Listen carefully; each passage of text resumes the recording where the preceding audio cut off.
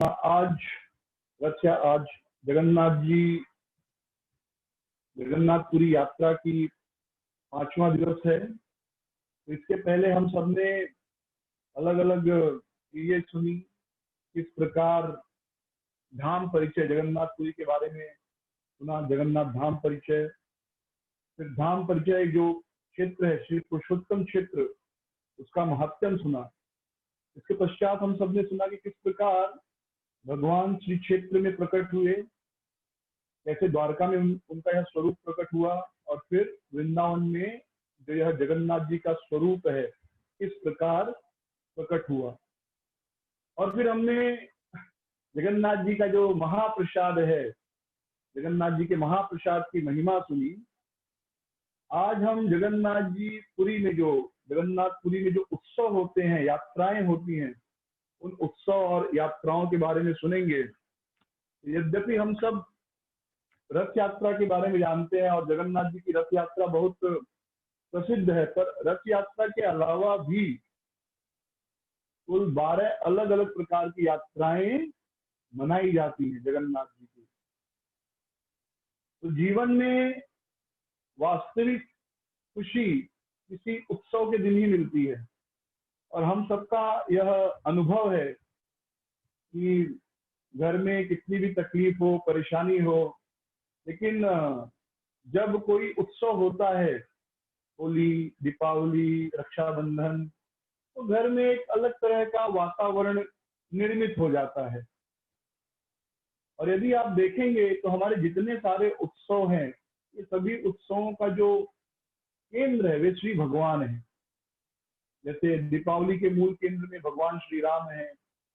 होली जो है भक्त प्रहलाद, जो भगवान के महान भक्त हैं, उनके स्मृति में मनाई जाती है। होलिका दहन उसकी स्मृति में होता है। तो जितने भी उत्सव देखेंगे, लक्ष्मी पूजन हुआ, दशहरा हुआ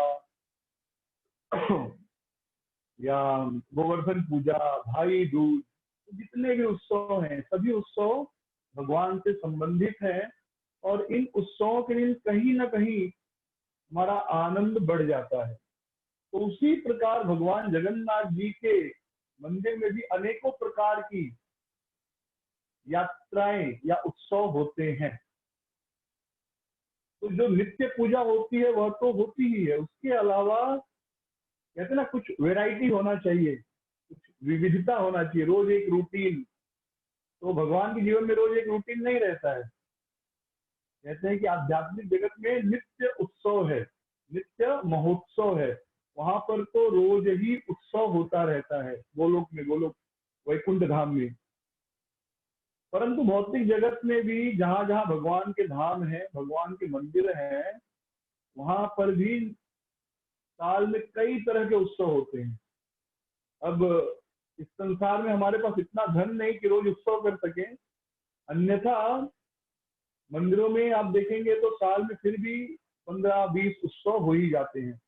तो उसी प्रकार जगन्नाथ जी के मुख्य 13 उत्सव होते हैं। ये उत्सव जो है भगवान के प्रति हमारा प्रेम बढ़ाते हैं, हमारी खुशी को दोगुना कर देते हैं। तो 12 महीनों में कुल 12 या 13, कुछ लोग कहते 12 यात्राएं मुख्य हैं, कुछ 13, यानी अगर एकादशी को भी जोड़ ले तो 13 हो जाती है। एकादशी को छोड़ दे तो 12 उत्सव साल में बड़े उत्सव मनाए जाते हैं। पर ऐसे देखा जाए तो साल भर में 60 से अधिक उत्सव जगन्नाथपुरी मंदिर में मनाए जाते हैं, और कुल 27 उप यात्राएं और 108 पर्व और त्योहार जो है जगन्नाथपुरी में मनाए जाते हैं। यानी हर तीसरे दिन कोई ना कोई जो है उत्सव जगन्नाथपुरी मंदिर में होता है, छोटा या बड़ा। और यहाँ पर हम जो है मुख्य 12 उत्सवों की चर्चा करेंगे। ये जो 12 मुख्य उत्सव हैं, ये है स्नान यात्रा या देव स्नान पहली, फिर है श्री गुंडीचा यात्रा या रथ यात्रा, जिसके बारे में हम सब जानते हैं, फिर है शयन यात्रा, चौथा है उत्तरायण मकर यात्रा, पांचवा है दक्षिणायन कर्कट यात्रा, छठी है पार्श्व परिवर्तन यात्रा, सातवां है उत्थापन यात्रा, आठवां प्रावण यात्रा, नौवां पुष्पाभिषेक यात्रा, 10वां डोल यात्रा या होली, 11वां चंदन यात्रा, 12वां बाहुड़ा यात्रा यानी जब रथ यात्रा उल्टी आती है सुंदराचल से फिर नीलाचल की ओर, और 13वां है नीलाद्री विजय। तो एक एक करके इन यात्राओं के बारे में सुनेंगे, इन यात्राओं का इतिहास कैसे प्रारंभ हुई, किन भक्तों का इसमें विशेष योगदान है, ये सारी बातें हम आज सुनेंगे। तो सबसे पहले स्नान यात्रा के बारे में सुनना प्रारंभ करेंगे। यह जो स्नान यात्रा है यह ज्येष्ठ पूर्णिमा तिथि में जो श्री मंदिर है उसमें स्नान मंडप के अंदर होती है। जैसे अंग्रेजी कैलेंडर होता है वैसे वैदिक कैलेंडर भी होता है। तो वैदिक कैलेंडर में ज्येष्ठ, अगहन, सावन, ये सारे महीने होते हैं, ऐसे महीनों से गिना जाता है। ये ज्येष्ठ पूर्णिमा जो करीब जून में पड़ता है, जून या जुलाई, जून जुलाई में पड़ता है ये। तो उस दिन पूर्णिमा के दिन यानी जब चंद्रमा पूर्ण रहता है उस दिन श्री मंदिर के अंदर स्नान मंडप में ये होती है। एक स्पेशल उत्सव है और इसके बाद फिर बहुत सारे उत्सव प्रारंभ हो जाते हैं और बहुत से भक्त जगन्नाथ जी का दर्शन करने के लिए, स्नान यात्रा दर्शन के लिए जाते हैं। और यह दिन जो है प्राकट्य दिवस है भगवान का। तो हम सबने कथा सुनी थी कि कैसे भगवान जगन्नाथ जी श्री क्षेत्र पुरुषोत्तम में प्रकट हुए और इसी दिन प्रकट हुए और उन्होंने कहा कि यह मेरा जन्म दिवस है और राजा इंद्रदुम्न को आदेश दिया कि आपको मेरा भव्य अभिषेक कराना चाहिए। तो हम सब देखते हैं कि जब भी भगवान प्रकट होते हैं, जैसे जन्माष्टमी हुआ, रामनवमी, गौर पूर्णिमा, नरसिंह चतुर्दशी, तो उस दिन भगवान को स्नान कराया जाता है, अभिषेक कराया जाता है पंचगव्य, पंचामृत और अलग अलग प्रकार के वस्तुओं से। तो क्योंकि यह भगवान का जन्मदिन है, पुरुषोत्तम चैत्र में इसी दिन जगन्नाथ जी प्रकट हुए थे। तो जगन्नाथ जी का जन्मदिन किस दिन है? स्नान यात्रा के दिन भगवान का जो है जन्मदिन है, मतलब प्राकट्य दिवस है स्नान यात्रा।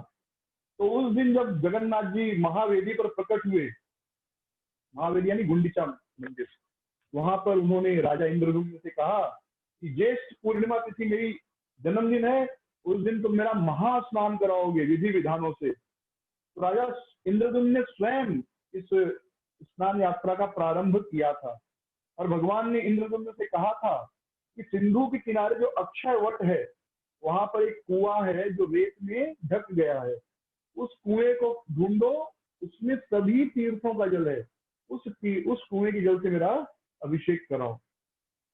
तो उस कुएं के जल से भगवान का अभिषेक होता है। जितने भी रक्षक होते हैं, क्षेत्रपाल होते हैं, दिक्पाल होते हैं, वे सब संग, काहाल, मुरुज, मृदंग, ये सब ध्वनि के साथ उस कुएं से जल निकाल कर भगवान का स्नान कराए थे।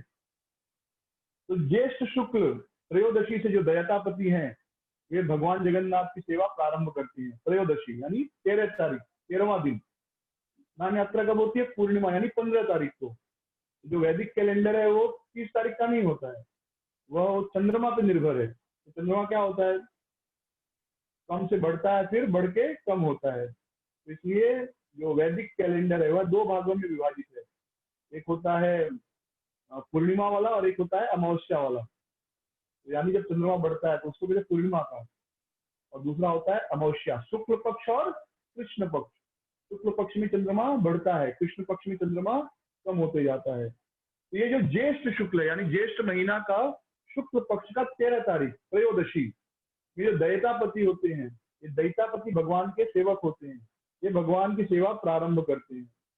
तो हम सब ने, अच्छा ये कथा नहीं हुई अभी तक, हमने अभी तक दर्शन नहीं किए जगन्नाथ जी के अंदर जाके। तो जगन्नाथ जी का जो विग्रह है वहां पर मदन मोहन जी भी हैं, लक्ष्मी देवी भी है, माधव का एक विग्रह है और सरस्वती जी भी है। तो दैतापति क्या करते हैं उस दिन, त्रयोदशी के दिन, शुक्ल पक्ष की त्रयोदशी के दिन, मदन मोहन और लक्ष्मी देवी को दक्षिण दिशा में एक घर है उसमें, और माधव और सरस्वती जी को शयन घर में विश्राम कराते हैं। और स्नान यात्रा के पहली वाली रात्रि यानी कल स्नान यात्रा है, तो आज रात को भगवान का बड़ श्रृंगार वेश होता है और उसके बाद मंगलार्पण और डोर लागी नामक दो सेवाएं होती हैं। फिर ज्येष्ठ पूर्णिमा यानी 13 हो गया, 14 से 15 तारीख को ये भगवान को पहंडी विजय करके, यानी भगवान को लेकर आते हैं कहाँ पर, स्नान मंडप पे। और एक सुंदर आसन होता है, वहां पर जगन्नाथ जी को बिठाया जाता है। और उसके पश्चात जो भगवान के उत्सव विग्रह हैं, उत्सव विग्रह मदन मोहन जी, उनको भी स्नान मंडप पर लाया जाता है। तो हर मंदिर में दो विग्रह होते हैं, एक मूल विग्रह और एक उत्सव विग्रह। तो होता यूं है कि जो मूल विग्रह होते हैं बहुत बड़े होते हैं, तो उनको बाहर नहीं लेकर जाते इन जनरल। उसके बदले जो छोटे विग्रह होते हैं, जिनको उत्सव विग्रह कहते हैं, उनको बाहर घुमाने के लिए लेके जाते हैं। जब अभिषेक होता है, आप मंदिरों में अभिषेक देखे होंगे, तो बड़े मूर्ति का अभिषेक नहीं करते, छोटे मूर्ति का करते हैं। उसे कहते हैं उत्सव विग्रह। भगवान को सुलाना जगाना सब सेवा उत्सव विग्रह के साथ होती है। जो भगवान की बड़ी मूर्ति होती है मंदिर में, उसे नहीं सुलाते, लेकिन जो उत्सव विग्रह होता है उसे सुलाते हैं। पंढरपुर में भी आप देखेंगे, जो भगवान का बड़ा मूर्ति उसको नहीं सुलाते, दूसरी उत्सव विग्रह को सुलाया जाता है। तो फिर स्नान मंडप में भगवान का, लेकिन जगन्नाथपुरी में मूल विग्रह भी आते हैं। ये एक विशेषता है जगन्नाथपुरी में, खाली एक विशेषता है कि जो मूल विग्रह है वे स्वयं बाहर आते हैं, और किसी मंदिर में मूल विग्रह बाहर नहीं आते, केवल उत्सव विग्रह बाहर आते हैं। जैसे आप श्रीरंगम में जाएंगे, रंगनाथ जी के दर्शन करेंगे, तो मूल विग्रह सोए हुए हैं लंबे से 20 फीट 21 फीट के, तो वे बाहर घूमने नहीं आते परिक्रमा करने और बाकी सब विधियों के लिए। कौन आते हैं? छोटे विग्रह आते हैं। उड़पी कृष्णा में जाएंगे तो मूल विग्रह अंदर रहते, बाहर छोटे विग्रह आते हैं, उन्हीं को सेवा होता है, अभिषेक इत्यादि होता है। तो जो जगन्नाथ, लेकिन जगन्नाथपुरी में मूल विग्रह बाहर आते हैं, ये एक स्पेशलिटी है, जो मेन विग्रह है वे बाहर आते हैं।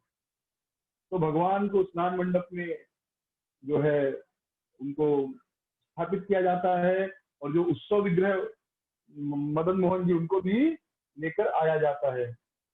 और स्नान मंडप में ही मंगल आरती होती है, यानी सुबह लेके आ जाते थे, मंगल आरती होती है। और उसके पश्चात 108 घड़ों के जल से भगवान को स्नान कराते हैं। और स्नान यात्रा के दिन बहुत से भक्त पुरी में पहुंचते हैं। और ये जो स्नान यात्रा जहां पर होता है, वह इतना ऊंचाई पर होता है, वह मंडप जो बना है वे भी, कि दूर से ही बहुत से लोग दर्शन कर सकते हैं। यानी लोग रोड पर खड़े हैं तो वहां से भी दर्शन कर सकते हैं, मंदिर के अंदर जाने की जरूरत नहीं है। उसके पश्चात उस दिन भगवान को हाथी वेश धारण कराया जाता है।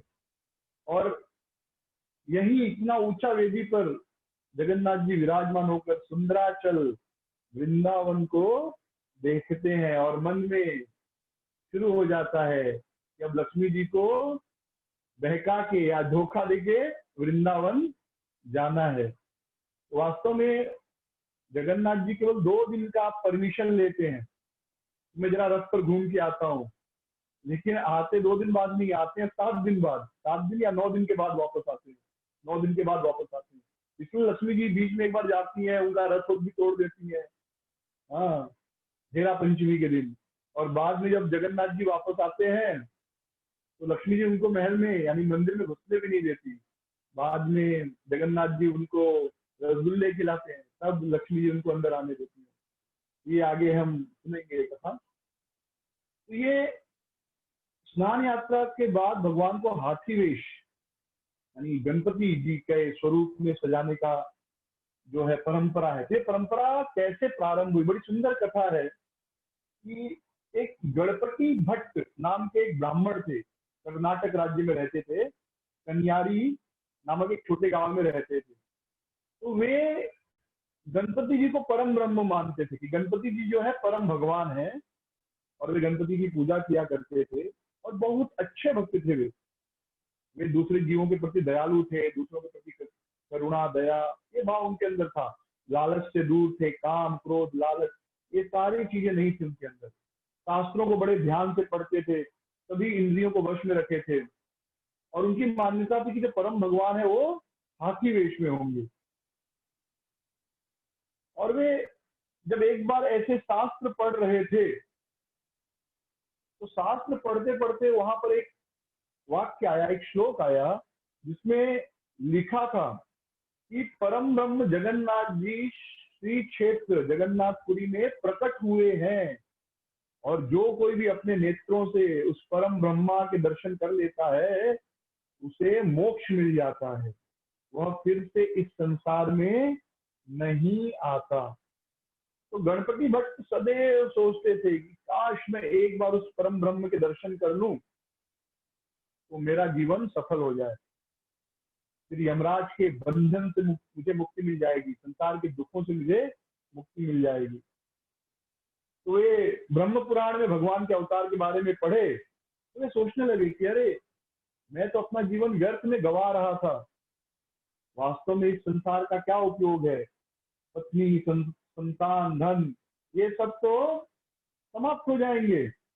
परम ब्रह्म परम भगवान नीलगिरी पर्वत में प्रकट है और मैं कितना मूर्ख हूं, मुझे पता है कि परम भगवान नीलगिरी में अवतार ले लिए हैं, फिर भी मैं यही हूं। जब तक मेरे शरीर में शक्ति है लोग अपना मानेंगे, जैसे ही मैं बूढ़ा हो जाऊंगा अपने ही मुझे बोझ समझने लगेंगे। इस संसार में वास्तव में कोई किसी का नहीं, मुझे तो अब ब्रह्म के दर्शन करने हैं। तो ऐसी तीव्र इच्छा उनके मन में आने लगी। तो गणपति भट्ट सोचने लगे कि अच्छा है वो मैं जगन्नाथपुरी चला जाऊं, नीलगिरी में जाकर उस भगवान के दर्शन करूं। और ये मन में इच्छा लेके, मोक्ष की इच्छा लेके वे अपना घर त्याग दिए और पुरी चले गए। तो पहले पैदल चल के जाते थे लोग तो समय लगता था, ऐसा नहीं कि ट्रेन से गए फ्लाइट से गए और पहुंच गए, और इतना सारा सामान खाने का नहीं लेके जा सकते। तो कर्नाटक से कहाँ जा रहे हैं, जगन्नाथपुरी। कर्नाटक लेफ्ट साइड में मैप के और जगन्नाथपुरी राइट साइड में, यानी पूरा लंबा रास्ता तय करना है।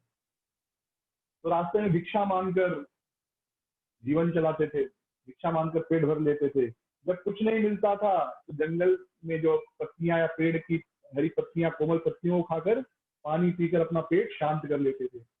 इस प्रकार चलते चलते वे अठार नाला पहुंचे। तो अठार नाला के बारे में हम आगे सुनेंगे। तो ऐसा कहते हैं ये पुरी का प्रवेश द्वार है, ऐसा कह सकते हैं आप। तो ऐसा माना जाता है कि जो कोई भी अठार नाला से गुजरकर पुरी धाम में प्रवेश करता है उससे यमदूत परेशान नहीं करते, वह यमराज के डंडों से बच जाता है। गणपति भट्ट ने अठार नाला के दर्शन किए और भगवान का ध्यान करने लगे। फिर जब वो आगे जा रहे थे तो उन्होंने क्या देखा कि बहुत से लोग पुरी से वापस आ रहे हैं और वे सब बहुत प्रसन्न हैं और सबके हाथ में महाप्रसाद है, बड़े बड़े झोले भरे हुए हैं। जैसे हम सब जब वृंदावन मायापुर से आते हैं तो एक बैग तो प्रसाद का होता है, क्योंकि बहुत से रिश्तेदारों को बांटना होता है और खुद के लिए भी चाहिए होता है।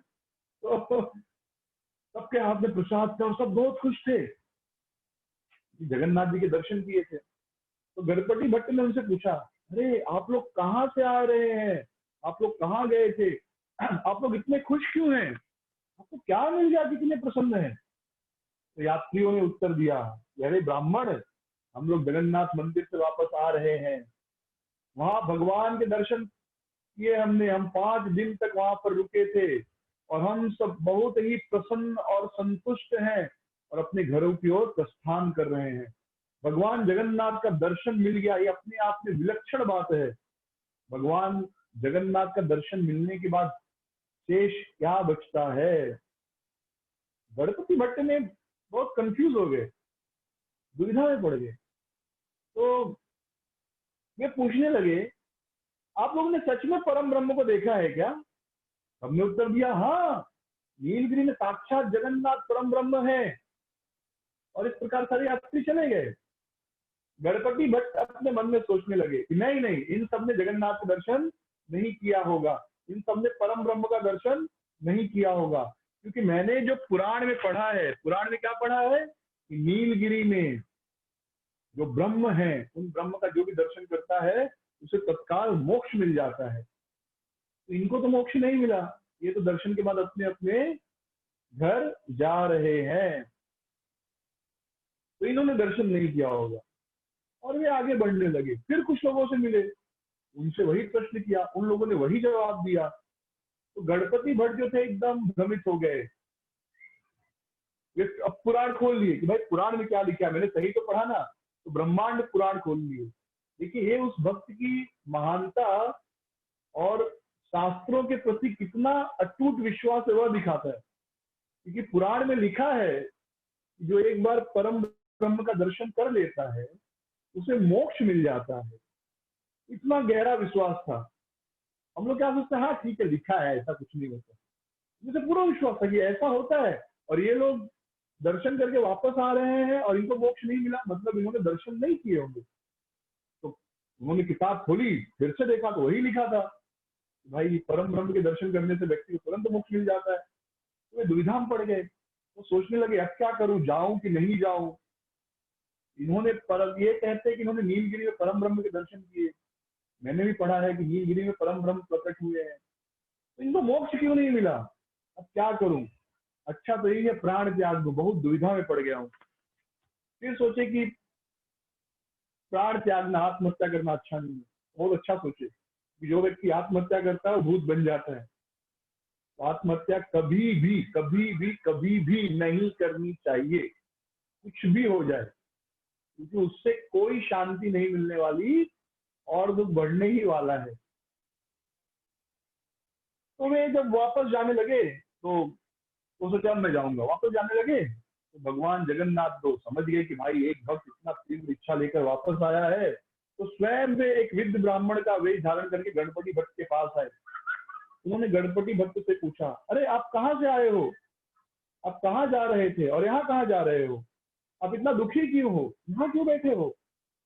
तो गणपति भट्ट ने जवाब दिया कि प्रिय ब्राह्मण सुनो, मैंने पुराण में पढ़ा है कि नीलगिरी में ब्रह्म है, हम सबने भी पढ़ा है, और उनका दर्शन करने से तुरंत मोक्ष मिल जाता है। लेकिन अब मुझे लगता है कि पुरी में परम ब्रह्म नहीं है। तो भगवान तो स्वयं ब्राह्मण के रूप में आए थे, बूढ़े ब्राह्मण के रूप में। उन्होंने पूछा, अरे लेकिन आपने निर्णय कैसे कर लिया कि पुरी में ब्रह्म नहीं है। तो गणपति भट्ट ने उत्तर दिया कि देखो, मैंने शास्त्र में पढ़ा है कि जो कोई भी मनुष्य एक बार ब्रह्म के दर्शन कर लेता है वह व्यक्ति तुरंत मोक्ष प्राप्त कर लेता है, वह इस संसार के सभी दुखों से मुक्त हो जाता है। लेकिन यहाँ मैं देख रहा हूँ कितने लोग कह रहे हैं कि हमने परम ब्रह्म के दर्शन किए और वो वापस अपने घर जा रहे हैं, उनको मोक्ष नहीं मिला। अगर उनको मोक्ष नहीं मिला इसका मतलब जो पुराण में लिखा है वो गलत बात है, या पुराण में लिखा वो सही है कि परम ब्रह्म के दर्शन से मोक्ष मिलते हैं, लेकिन परम ब्रह्म यहाँ पर नहीं है। तो गणपति जो वृद्ध ब्राह्मण तो मुस्कुराने लगे, तो कहने लगे सुनो एक बात सुनो, जगन्नाथ जी का एक नाम क्या है, कल्पतरु, वांछा कल्पतरु, ये भगवान का भी एक नाम है। भगवान जगन्नाथ कल्पतरु वृक्ष के समान है, जो जिसके मन में जो इच्छा होती है उसकी वह इच्छा वो पूरी करते हैं। तो यहाँ जितने लोग आए हैं सब लोग घर वापस जाने की इच्छा से आए हैं। तो अगर वो घर जाने की इच्छा से आए हैं तो जगन्नाथ जी उनको कैसे मोक्ष दे दें, क्योंकि भगवान जबरदस्ती तो मोक्ष नहीं देंगे। जो भक्त जो भी भौतिक इच्छा लेकर जगन्नाथ जी के सामने आता है, जगन्नाथ जी उसकी वह इच्छा पूरी करते हैं। यदि कोई भक्त स्त्री पुत्र परिवार पति पत्नी पाने की इच्छा से आया तो जगन्नाथ जी उसकी वह इच्छा पूरी करते हैं। कोई भक्त मोक्ष पाने की इच्छा से आया है तो भगवान उसे मोक्ष देकर तुरंत अपनी चरण में ले लेते हैं। तो ऐसा मत सोचो कि यहाँ पर कोई परम ब्रह्म नहीं है, स्वयं पूर्ण पुरुषोत्तम भगवान यहाँ पर हैं। ये बात एकदम सत्य है। हम सब जब भी जगन्नाथपुरी या वृंदावन या मायापुर जाते हैं तो रिटर्न टिकट लेकर जाते हैं, राइट। अगर हमें कहा जाए कि आप उधर जाओगे तो वापस नहीं आ पाओगे, तो मैं कहता हूँ कि 100 में से लगभग 100 लोग, यानी करोड़ों में से कोई एक आध छोड़कर बाकी लोग कहेंगे नहीं नहीं हम जाएंगे लेकिन बुढ़ापे में जाएंगे, अभी नहीं जाएंगे, क्योंकि अगर वहां गए तो वापस आने को नहीं मिलेगा। तो हम सबको वापस आने की इच्छा से जगन्नाथपुरी या वृंदावन या मायापुर जाते हैं, रिटर्न टिकट कंफर्म करके ही जाते हैं, बराबर है। तो भगवान कैसे मोक्ष दे, भगवान कैसे मुक्ति दे। तो जब ये बात सुनी उन्होंने, गणपति भट्ट ने, तो बोले हाँ हाँ ये अच्छा है, सही बताया आपने, जो जिस इच्छा से आया है भगवान वो इच्छा तो पूरी करेंगे। तो गणपति भट्ट पहुंचे तीव्रता पूर्वक मंदिर, और वहां पर मंदिर में पतित पावन के दर्शन किए। जब हम मंदिर का दर्शन करेंगे, करने जाएंगे, तो पतित पावन जी की कथा सुनेंगे। जब आप जगन्नाथपुरी मंदिर में प्रवेश करते हैं तो अंदर प्रवेश करते ही, मंदिर में नहीं, बस दरवाजे के पास ही, यानी आप बाहर से भी देख सकते हो, दरवाजे के बाहर से जगन्नाथ जी की एक मूर्ति, अर्चा विग्रह है, जिन्हें पतित पावन के नाम से जाना जाता है। तो जो लोग हिंदू नहीं है, किसी अन्य धर्म में जन्मे हैं, वे मंदिर के अंदर प्रवेश करना उनको मना है। ऐसा शास्त्रों का आदेश नहीं है, हर भक्त को अंदर जाने की अनुमति होनी चाहिए, पर ये जगन्नाथ के पंडा लोग ऐसी परंपरा बनाए हैं और हम उनका सम्मान करते हैं। तो ऐसे लोगों को कैसे जगन्नाथ का दर्शन मिलेगा? तो जगन्नाथ जी दरवाजे पर जो है वे कहलाते हैं पतित पावन जगन्नाथ, यानी ऐसे जो पतित लोग हैं उनको भी जगन्नाथ के दर्शन मिलते हैं। और इस परिभाषा के अनुसार हमको बाहर ही दर्शन कर लेना चाहिए, अंदर नहीं जाना चाहिए। पर जो भी है, कुछ कृपा है कि हम भी अंदर जाने के अधिकारी नहीं है, पर अंदर जाने को मिल जाता है। तो पतित पावन के दर्शन किए, और वह दिन क्या था? स्नान यात्रा का दिन था।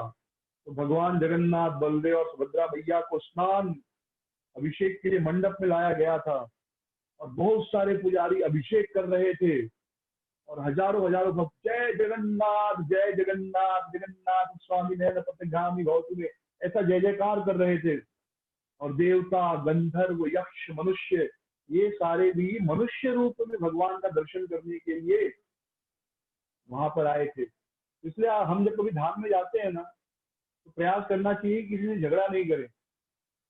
मालूम पड़ा कौन सा देवता गंधर्व आया है दर्शन करने और झगड़ा कर लिए, तो फिर वो श्राप दे देगा। तो थोड़ा सावधान रहना चाहिए धाम में। तो ये सब भगवान की सेवा कर रहे थे। अब जो गणपति भट्ट थे, वे किस स्वरूप की पूजा करते थे? हाथी स्वरूप, गणपति की, गणेश की। वे सोचते थे कि परम ब्रह्म का जो स्वरूप है कैसा होगा? हाथी जैसा होगा। उनको हाथी की सूंड होगी, बड़े बड़े कान होंगे। और यहाँ पर तो कुछ और देखा उन्होंने। तो उन्होंने कहा कि ये ब्रह्म नहीं हो सकता। जो ब्रह्म है उसका मुख तो हस्ती जैसा होना चाहिए, हाथी जैसा होना चाहिए। पर ये दर्शन जो हो रहा है, ये ब्रह्म जैसा नहीं है, तो ये भगवान नहीं हो सकता, ये परम ब्रह्म नहीं हो सकता। और बिना प्रणाम किए वह चला गया वहां से, बहुत उदास हो गया। वो सोचा कि सारी यात्रा व्यर्थ हो गई, अब मुझे कैसे जो है जगन्नाथ की दर्शन, अरे कैसे अब मैं परम ब्रह्म के दर्शन करूंगा। तो उसी समय जगन्नाथ, भगवान जगन्नाथ जो है, वे जो पुरी के शासक के प्रतिनिधि थे, मुदिरथ, मुदिरथ के सामने प्रकट हुए और उनको बोले कि देखो मेरा एक भक्त है, बहुत दूर से मेरा दर्शन करने आया है, लेकिन वह निराश होकर वापस जा रहा है। आप तुरंत जाओ और उसको वापस बुलाओ और उससे कहो कि आप वापस आओ, भगवान आपको गजानन स्वरूप में दर्शन देंगे। तो मुदिरथ जो है तुरंत उठा और गणपति भट्ट को वापस पुरी लाने के लिए दौड़ा।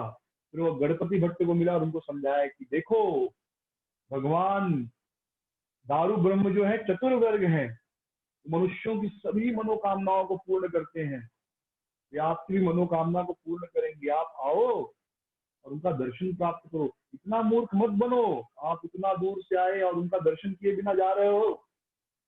तो गणपति भट्ट को बहुत गुस्सा आया। वो बोले कहा ब्रह्म कहाँ है? वो ब्रह्म नहीं है, ब्रह्म का तो मुख जो है हाथी जैसा होना चाहिए। तो गणपति भट्ट जो था अच्छा था, कम से कम भगवान के स्वरूप को तो मानता था, भले हाथी जैसा मानता हो, निराकार नहीं मानता था। तो देखा नहीं, वो कोई ब्रह्म नहीं है। ब्रह्म का मुख कैसा होगा? गज जैसा होगा, हाथी जैसा होगा। मुझे कोई सूंड नहीं दिखाई दी, और तुम मुझे क्यों वापस लेके जाना चाहते हो? मुझे वापस नहीं जाना। तो मुदिरथ ने कहा कि अरे आप जिद मत करो, चलो और ध्यान से देखो, तुम्हें भगवान जगन्नाथ का जो है मुख गज के समान दिखाई देगा, इसमें संदेह मत करो। तो जब गणपति भट्ट ने यह सुना तो कहा ठीक है, चलो एक बार वापस चलते हैं। वापस आए और उन्होंने भगवान के दर्शन किए। तो भगवान उस समय किस मुख में दिखाई दिए? गज मुख में। उनको गणपति का हाथी जैसा वेश था। उनको एक लंबी सूंड थी और दांत निकले हुए थे। अपने विश्व रूप में अवतरित होकर वे अपने भक्त को दर्शन दे रहे थे। और उन्होंने भट्ट से कहा कि भट्ट मैं ही सर्वरूप हूँ, मैं ही अनादि हूँ, मैं ही अनंत हूँ, मैं तो अपने भक्तों का मनोवांछित स्वरूप हूँ। अपनी कल्पना के अनुसार वे मेरा दर्शन पाते हैं। गोस्वामी तुलसीदास जी कहते हैं, जाकी रही भावना जैसी हरि मूरत ही देखी तैसी। तो जिसकी जो भावना होती है उसी अनुसार वह भगवान के दर्शन करता है। तो गणपति भक्त ने भगवान को प्रणाम किया और प्रार्थना करने लगे कि हे मेरे स्वामी गजानन, हे दारू ब्रह्म, हे गणपति, आप समस्त संसार के स्वामी हैं। मैं आपके दर्शन करके संतुष्ट हुआ, मेरे समस्त संदेह झूठे थे। अब मेरी आपसे एक ही विनती है कि आज के बाद जब भी आप अभिषेक में स्नान करने आए तो इसी स्वरूप में फिर भक्तों को दर्शन दे, हाथी स्वरूप में दर्शन दे। और ऐसा कह के गणपति भक्त जो है भगवान को दंडवत प्रणाम किया और भगवान का ध्यान करने लगा, और तुरंत ही उसकी आत्मा जो है भगवान श्री हरि जगन्नाथ जी के शरीर में विलीन हो गई। और सभी भक्तों ने यह दृश्य देखा। तो आज भी स्नान पूर्णिमा के दिन अभिषेक के बाद जगन्नाथ जी हाथी वेश, जगन्नाथ जी बलदेव और माता सुभद्रा हाथी वेश पहनते हैं। तो देखिए भगवान कितने महान है, अपने भक्त की इच्छा के लिए कोई भी वेश धारण करने को तैयार है। इसलिए उनको कहते हैं भावग्रही, भावग्रही जनार्दन। कोई भगवान को विष्णु कहता है, कोई विष्णाय कहता है, कोई विष्णवे कहता है, लेकिन भगवान ये नहीं देखते कि आप गलत बोल रहे हो कि सही बोल रहे हो। भगवान क्या देखते हैं? भाव देखते हैं। जैसे कृष्ण का कृष्णाय होता है, बराबर, शिव का शिवाय होता है, ओम नमः शिवाय, कृष्णाय। वैसे विष्णु का विष्णाय होना चाहिए, पर विष्णाय नहीं होता, विष्णवे होता है, ओम विष्णवे नमः। लेकिन कोई भक्त इसी तर्क के अनुसार विष्णु को विष्णाय बोलता है। चैतन्य महाप्रभु कहते हैं कोई विष्णाय बोलता है, कोई विष्णवे बोलता है, लेकिन इससे कोई फर्क नहीं पड़ता। भगवान क्या है? भावग्रही है। तो बहुत से भक्त जब हरे कृष्ण मंत्र जप करते हैं तो ये तर्क देते हैं कि हमारा उच्चारण गलत हो तो भी चलेगा, क्योंकि भगवान क्या है? भावग्रही। और एकदम सत्य बात है, हमारा उच्चारण गलत हो तो भी चलेगा क्योंकि भगवान भावग्रही है। किंतु हमारा भाव है क्या उस समय? हम तो जप करते वक्त भी घर परिवार, पत्नी बच्चे, पति, दुनियादारी, यही सब सोचते रहते हैं। तो अगर भाव सही नहीं है तो कम से कम नाम तो सही ले। तो ये तर्क सही है कि नाम गलत हुआ तो चलेगा क्योंकि भगवान भावग्रही है। लेकिन प्रॉब्लम है कि ना नाम सही है ना भाव है हमारे मन में। उस समय जब करते वक्त भी हम संसार का चिंतन करते हैं, कंचन कामनी, पैसे का, स्त्री या पुरुष का चिंतन करते हैं, तो भाव भी नहीं और नाम भी गलत ले रहे हैं, तो फिर तो दोनों गलत हो गया। तो इसलिए भाव को परिवर्तित करने में समय लगता है, इसलिए नाम कम से कम सही लेना चाहिए। हरे कृष्ण कृष्ण कृष्ण हरे हरे, हरे राम राम राम हरे हरे। इस प्रकार स्नान यात्रा का उत्सव दर्शन किए। अब अनवसर, यह स्नान यात्रा के पश्चात यह उत्सव होता है। तो भगवान जो है इंद्रदुम्न महाराज से कहे थे कि जब मेरा महास्नान होगा उसके बाद 15 दिन तक कोई भी मेरा दर्शन नहीं करेगा। क्योंकि स्नान के बाद क्या होता है, भगवान के शरीर का रंग वगैरह जो है थोड़ा उतर जाता है, थोड़ा फेड हो जाता है। तो भगवान कहते हैं कि 15 दिनों तक कोई मेरा दर्शन नहीं करेगा, और इसी कारण 15 दिनों तक मंदिर का दरवाजा बंद रहता है। तो यह जो लीला है इसे ज्वर लीला भी कहते हैं। तो ऐसा कहा जाता है कि भगवान को बुखार आ जाता है, भगवान इतना स्नान करते हैं कि वो बीमार हो जाते हैं। तो यह जो 15 दिन है इसे कहते हैं अनवसर काल। हम कहते हैं ना अभी 15 दिन दर्शन बंद है जगन्नाथ जी का, यानी स्नान यात्रा के बाद 15 दिन दर्शन नहीं होता। फिर उसके बाद 15 दिन के बाद जो है भगवान रथ पे सीधे निकलते हैं। तो भगवान जब बीमार होते हैं तो उनका खाना पीना भी बंद हो जाता है। भगवान को जो भोग लगता है 56 भोग, वह भी बंद हो जाता है। बीमार हो ना, अभी बीमार आदमी खाता पीता है क्या? अभी 56 भोग तो बिल्कुल नहीं खाएगा। जो मालपुए, खाजा, रसगुल्ला, मलाई, पो और वो सब मिलता है वो सब बंद हो जाता है 14 दिन तक। और एक जो शाही राज्य वैद्य है, डॉक्टर, वह जो आकर भगवान का इलाज करता है। तो आषाढ़ मास के शुक्ल पक्ष में प्रतिपदा, ये पहले दिन से, क्योंकि ये कभी होता है पूर्णिमा में होता है ये शुक्ल पक्ष, उसके बाद आषाढ़ शुरू, आषाढ़ महीना के शुक्ल पक्ष के प्रतिपदा पहले दिन से 14वें दिन तक, यानी कुल 15 दिन भगवान का दर्शन बंद होता है और भगवान उसमें आराम करते हैं। और भगवान का जो विग्रह है वह उनके रत्न सिंहासन पर नहीं होता, जहां हम दर्शन करते वहां नहीं होता, बल्कि रत्न सिंहासन और जो एक द्वार है उसके बीच में, जिसे बाहर पोखरिया कहते हैं, उस स्थान पर एक टेम्पररी अरेंजमेंट किया जाता है, वहां पर रहता है, जिसे हम कहते हैं अनवसर पिंडी, यानी जब भगवान बीमार है तो यहाँ पर उनका इलाज होगा। शाही वैद्य उनका इलाज करता है, और जो दैत्य हैं यानी भगवान के पर्सनल सर्वेंट, उनके अलावा कोई भी अंदर नहीं जाता। तो यह जो 14 दिन के, उस 14 दिन का काल होता है, इसमें भगवान को नियमित धूप और भोग रोक दिया जाता है, उनका आरती पूजा रोक जाता है, और उन्हें 15 दिन तक अलग अलग फल का रस और अलग अलग जड़ी बूटियों का अर्घ दिया जाता है।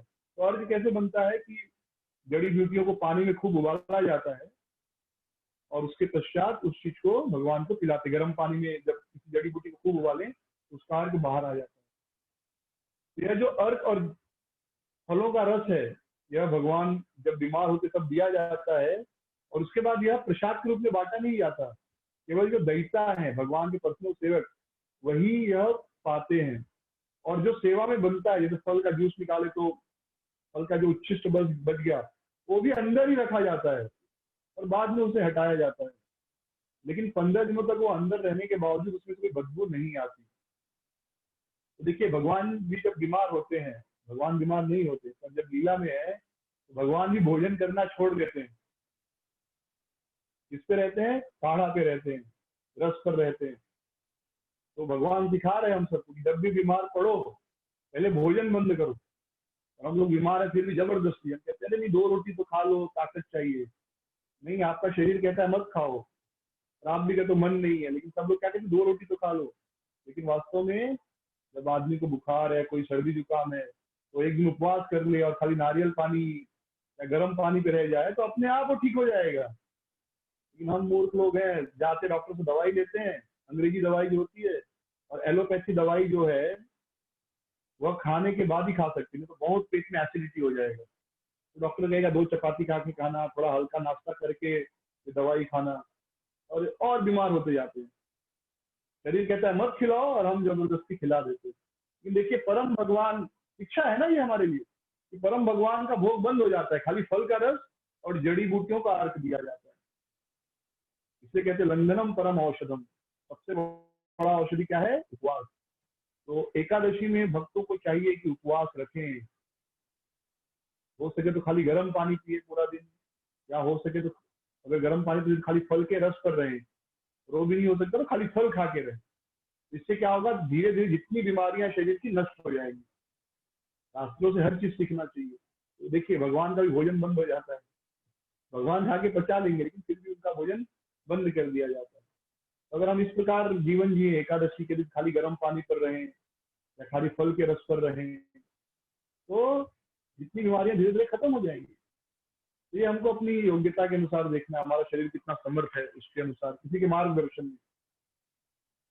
इसके पश्चात जब 15 दिन पूरा हो जाता है तो फिर भगवान का पुनः पेंटिंग होता है, रंग वगैरह लगाया जाता है, नवीनीकरण करते हैं, उसे कहते हैं अंगराग। और भगवान के शरीर पर ही रंग चढ़ाते हैं, आंखों को पेंट नहीं करते। वह पेंटिंग कब होता है? नेत्रोत्सव के दिन। तो एक दिन पहले नेत्रोत्सव होता है। तो चैतन्य चरितामृत में कृष्णदास कविराज गोस्वामी कहते हैं कि ये लीला क्यों करते हैं भगवान? तो भगवान यह लीला इसलिए करते हैं कि साल में 350 दिन सारे भक्त आते रहते हैं, उनको दिन रात मिलते हैं। इनफैक्ट 21 घंटे तक, लगभग रोज 21 घंटे भगवान का मंदिर खुला रहता है। इंद्रदुम्न महाराज ने प्रार्थना की थी कि हे जगन्नाथ जी, मेरी आपसे ये प्रार्थना है कि आप रोज भगवान सभी भक्तों का उद्धार कीजिए, केवल 3 घंटे की विश्राम कीजिए, मतलब 21 घंटे रोज दर्शन दीजिए। तो रोज साल के 350 दिन 21 घंटे भगवान भक्तों के साथ बिजी रहते हैं। तो पत्नी को भी समय देना चाहिए ना, लक्ष्मी जी को भी समय देना चाहिए। पत्नी को समय नहीं देंगे तो घर में समस्या हो जाएगी। तो भगवान ये 15 दिन केवल अपनी पत्नी लक्ष्मी जी के साथ रहते हैं, स्वकीय रस। परकीय रस राधा रानी के साथ, स्वकीय रस यानी अपनी पत्नी के साथ रहना वह स्वकीय रस है। परकीय रस यानी प्रेमिका के साथ। तो 15 दिन तक भगवान कहते किसी से मिलना नहीं, मैं बीमार हूँ, लेकिन वास्तव में वो 15 दिन अपनी पत्नी लक्ष्मी जी के साथ एकांतवास करते हैं, क्योंकि जनता के सामने नहीं मिल सकते ना। आजकल ये जो जो शुद्ध होते हैं, म्लेच्छ होते हैं, वे स्त्री पुरुष हाथ पकड़ के घूमते हैं। सभ्य समाज में पति पत्नी कभी भी लोगों के सामने एक दूसरे का हाथ नहीं पकड़ते। सभ्य समाज में, सभ्य समाज में पति पत्नी सबके सामने एक दूसरे से दूरी बनाकर रखते हैं।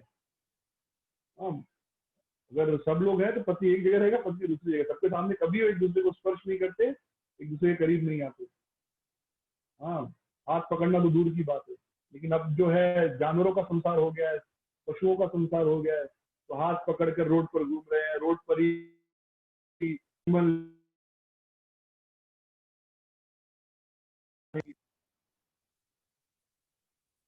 तो 15 दिन में अपनी पत्नी के साथ रहते हैं और पत्नी के साथ वार्तालाप करके उनको समय देते हैं। तो ये भी एक अच्छी शिक्षा है, पत्नी के साथ समय बिताना चाहिए हर व्यक्ति को।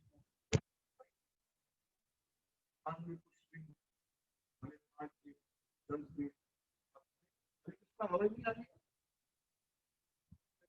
आवाज आ रही है, हरे कृष्णा आवाज आ रही है, हरे कृष्णा आवाज आ रही है। तो हरे कृष्णा आवाज आ रही है, नहीं आ रही आवाज।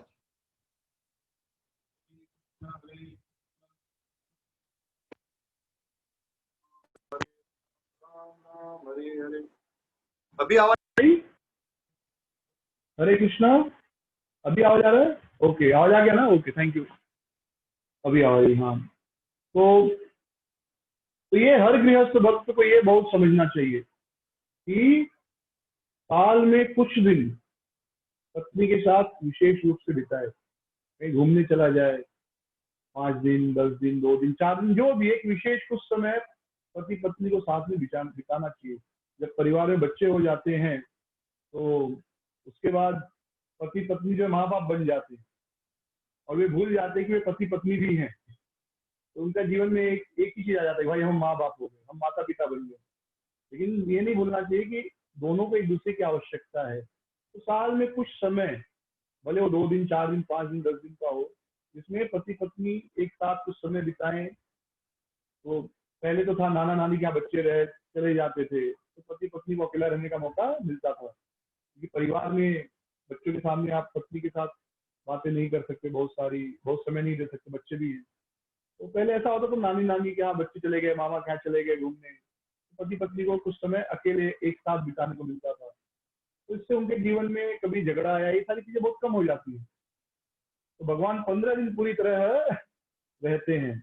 तो इन दिनों जो होता है सारी पूजा बंद हो जाती है। जय विजय के पास जो वासुदेव, भुवनेश्वरी, नारायण, डोल गोविंद, राम, नरसिंह, लक्ष्मी, सरस्वती जो है, कृष्ण, इनकी, हाँ, इनकी पूजा होती है, इनको भोग लगता है। खाली भगवान का भोग, जगन्नाथ जी का भोग बंद हो जाता है। तो जब अनवसर पंचमी होता है, यानी 15 दिन का पीरियड है, इसमें जो 5वां दिन है, यानी स्नान के 5वें दिन, देव स्नान पूर्णिमा के 5वें दिन, फूलरी नाम की जड़ी बूटी होती है, उसको एक तेल के प्रयोग करके विग्रहों को वह दिया जाता है। तो इसको कैसे बनाते हैं कि हेरा पंचमी के 1 साल पहले से बनना शुरू हो जाता है।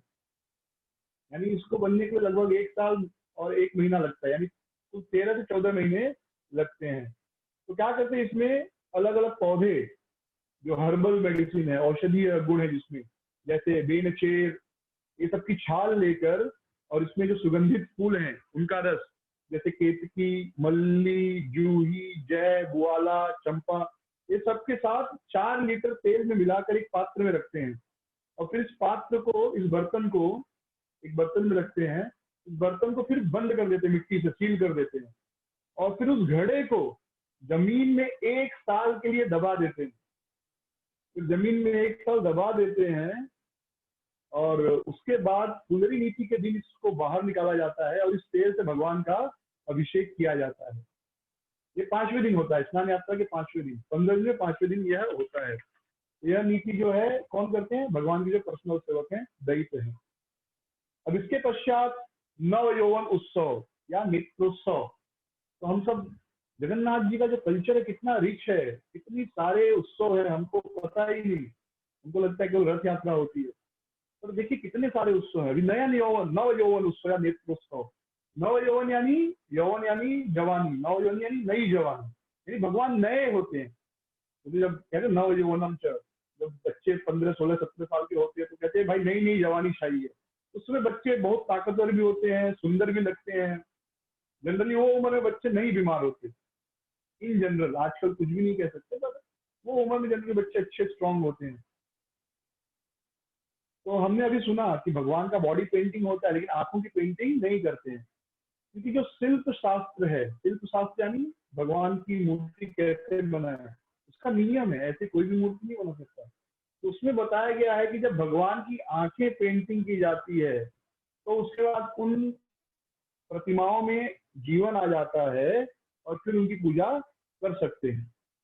तो उसी प्रकार जगन्नाथ जी की जो नेत्र है, नेत्रोत्सव कहते हैं उसको, उसमें ज्येष्ठ मास के शुक्ल पक्ष की अमावस्या के दिन यह होता है। विग्रह को, जो भगवान की मूर्तियां जगन्नाथ, बलदेव और सुभद्रा जी, उनकी आंखों को स्पर्श किया जाता है और रंगते हैं उसको, और फिर वो पूजा के लिए रेडी हो जाती है, यानी फिर से पूजा कर सकते हैं। तो सुबह के समय से आंखों को स्पर्श करने और रंगने का काम शुरू हो जाता है। तो पहले क्या करते हैं, दाहिनी आंख को, राइट आंख को तुलसी की जो टहनी होती है उसको शहद द्वारा रंगा जाता है। तुलसी की टहनी में शहद डुबो के फिर भगवान की दाहिनी आंख में लगाया जाता है। तो एक भक्त के घर पे मैंने डीटी इंस्टॉलेशन किया था, प्राण प्रतिष्ठा विधि, तो ये सारी विधियां की थी। सब विधियां नहीं, पर जो मुख्य था, जैसे नेत्रोत्सव हुआ और अभिषेक, ये विधियां किया था।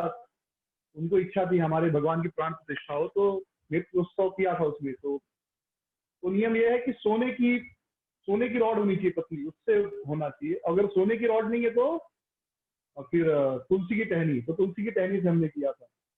तो दाहिनी आंख को शहद से डुबोकर तुलसी की टहनी को रंगा जाता है, और फिर तुलसी की टहनी को शुद्ध घी को डुबो में बाई आंख को स्पर्श करते हैं। तो हमने भी, तो हम लोगों ने भी ऐसे ही किया था। एक आंख को तुलसी घी से और दूसरे आंख को शहद से किया था। और फिर दोनों नेत्रों को पलकों के नीचे काजल लगाते हैं। और यह जब रस्म शुरू होती है, यह रस्म जब शुरू होती है, तो जो दैत्यगण हैं और सेवायत वे क्या करते हैं, मंत्र गाते रहते हैं, चिंतामणि प्रसन्न शुक्ल वृक्ष, और अलग अलग प्रकार की स्तुति गाते हैं। और फिर भगवान की आंखें खुलती हैं और भगवान वापस अपने नॉर्मल हेल्थ में आ जाते हैं। भगवान फिर से हेल्दी हो जाते हैं, दर्शन देने के लिए तैयार हो जाते हैं। यह किस दिन होता है? आषाढ़ की प्रतिपदा में नव यौवन या नेत्रोत्सव मनाया जाता है। प्रतिपदा यानी 14 तारीख को, हिंदी कैलेंडर के हिसाब से, वैदिक कैलेंडर के हिसाब से। तो 15 दिन के बाद भगवान अपना प्रथम दर्शन सभी को देते हैं। इसे कहते हैं नेत्रोत्सव। भगवान जगन्नाथ अपने 9 स्वरूप में प्रकट होते हैं और बहुत सुंदर सुंदर वेशभूषा पहने रहते हैं। तो यह रथ यात्रा के एक दिन पहले होता है और हजारों हजारों भक्त आकर जगन्नाथ जी का दर्शन करते हैं। तो उस दिन अगर दर्शन करना है तो पहले टिकट लेना होता है ऑफिस से, क्योंकि बहुत भीड़ होती है, तो टिकट लेकर अंदर जा सकते हैं। तो भक्तगण जो है बहुत इंतजार करते हैं, जो जगन्नाथ जी के भक्त हैं।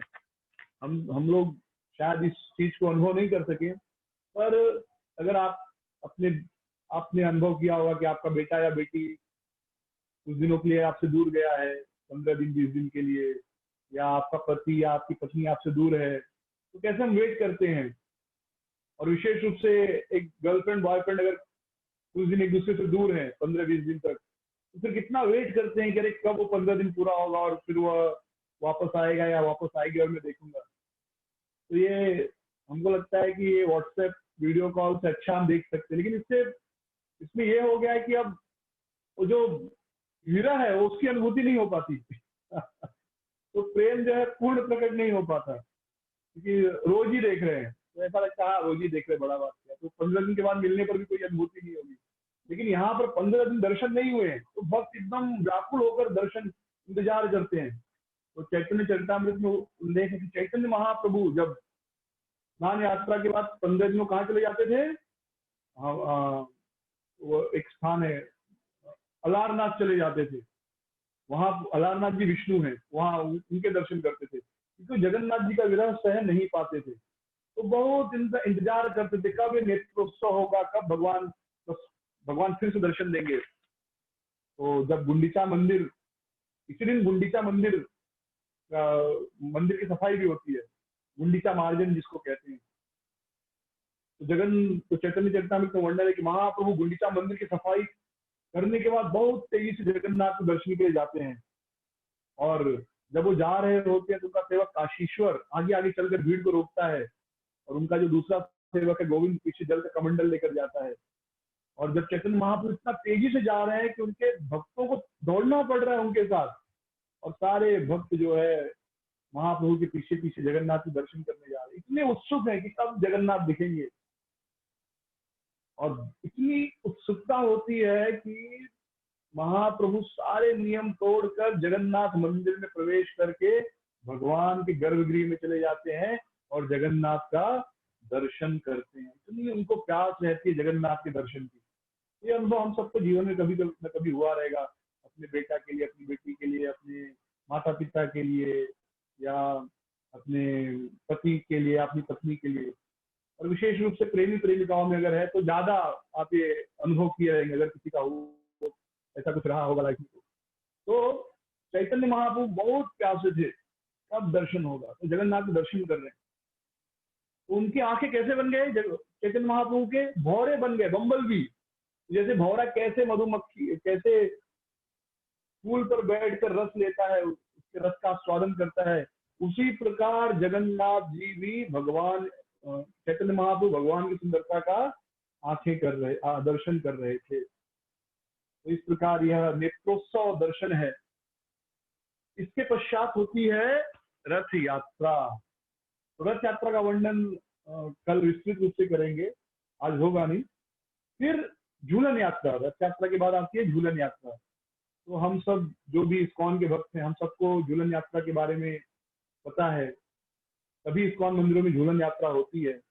यह उत्सव श्रावण शुक्ल दशमी से भाद्रपद कृष्ण प्रतिपदा तक 7 दिन तक सेलिब्रेट किया जाता है।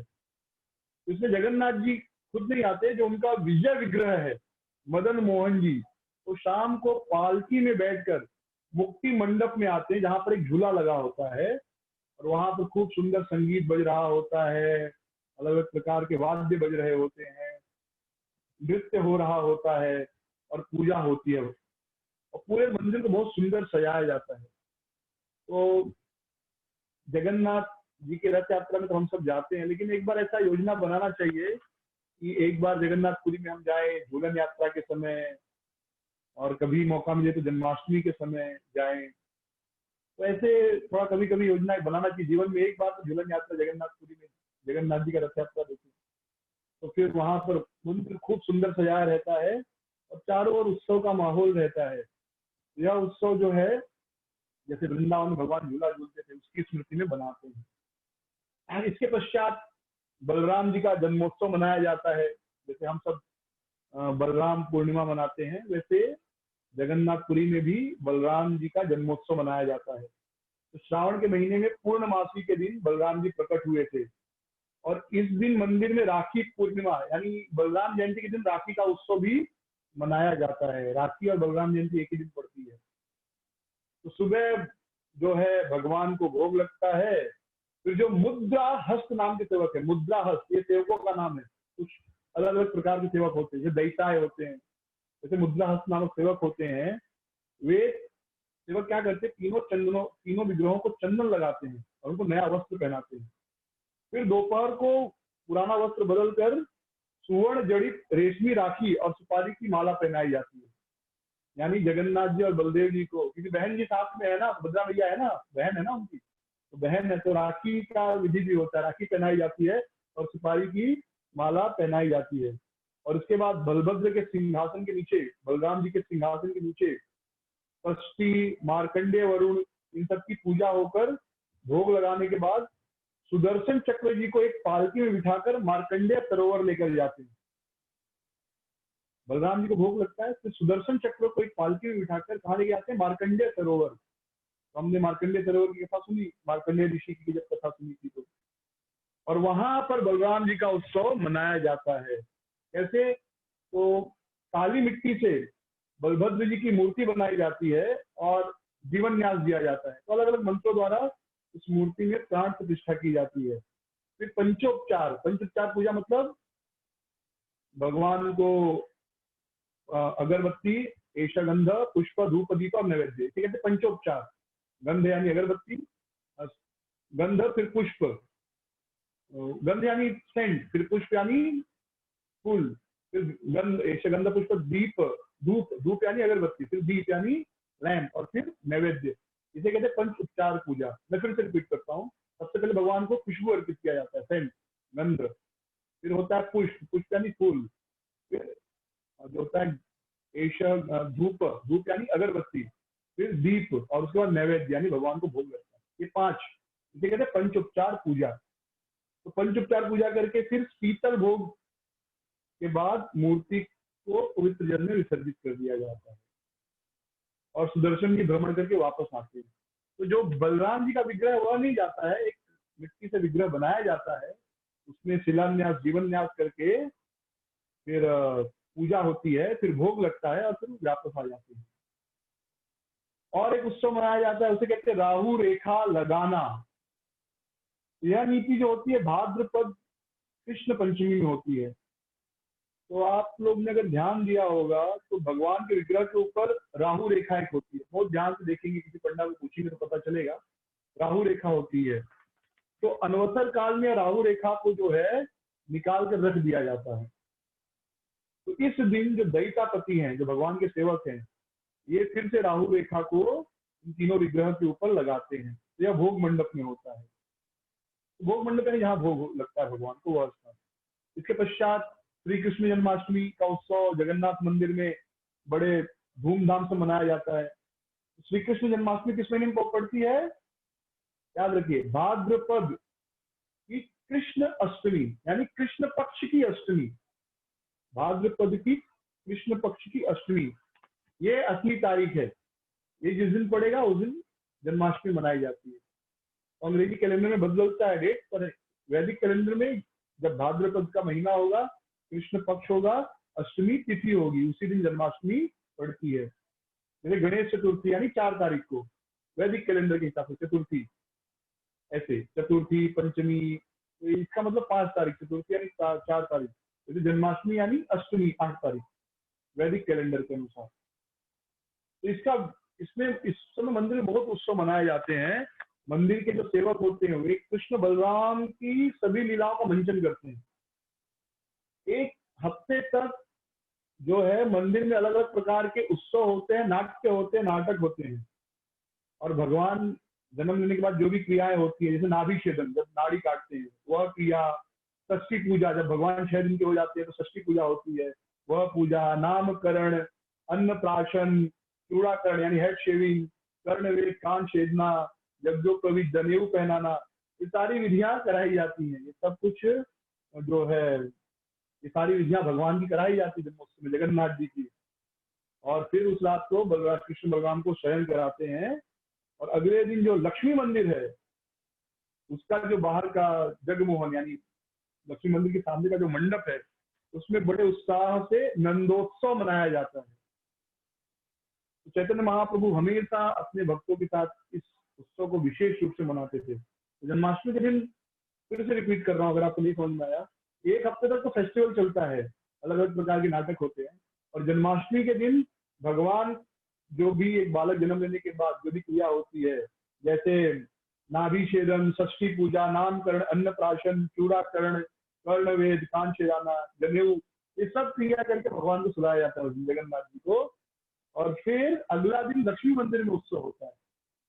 तो एक बार जीवन में जन्माष्टमी जगन्नाथपुरी में मनानी है। मेरी बहुत इच्छा है, एक बार वृंदावन में, एक बार मायापुर में, और एक बार जगन्नाथपुरी में जन्माष्टमी मनानी है। जीवन में कभी तो एक बार मनाएंगे, क्योंकि सारे भक्त अपने अपने मंदिरों में सेवा करते हैं जन्माष्टमी के दिन, लेकिन फिर भी जीवन में एक बार तो इन धामों में जाकर जन्माष्टमी मनानी है, तो कभी ना कभी करेंगे। फिर उत्सव होता है पार्श्व परिवर्तन। यह कब होता है? भाद्रपद महीने की शुक्ल पक्ष की एकादशी को भगवान विष्णु सोते हैं और अपनी करवट बदलते हैं। जब वो करवट बदलते हैं इसे कहते हैं पार्श्व परिवर्तन उत्सव। यह जो है शयन विग्रहों के पास संपन्न होता है। तो देखिए, भगवान के मूल विग्रह को नहीं सुलाया जाता है, तो हर मूल विग्रह के साथ उत्सव विग्रह होता है, शयन विग्रह होता है, ठीक है। यहाँ तक कि भगवान को खिलाने वाला विग्रह जो होता है प्रसाद, वो भी अलग होता है कई जगहों पर। यानी भगवान को अलग से भोग लगाया जाता है, वो अलग विग्रह होते खाली खाने के लिए, सोने के लिए अलग विग्रह, और वो सब एक ही है। अद्वैतमच्युतमनादिनंत रूपम आद्यम पुराण पुरुषम नवयवम। अद्वैत है, दो नहीं है, एक ही है।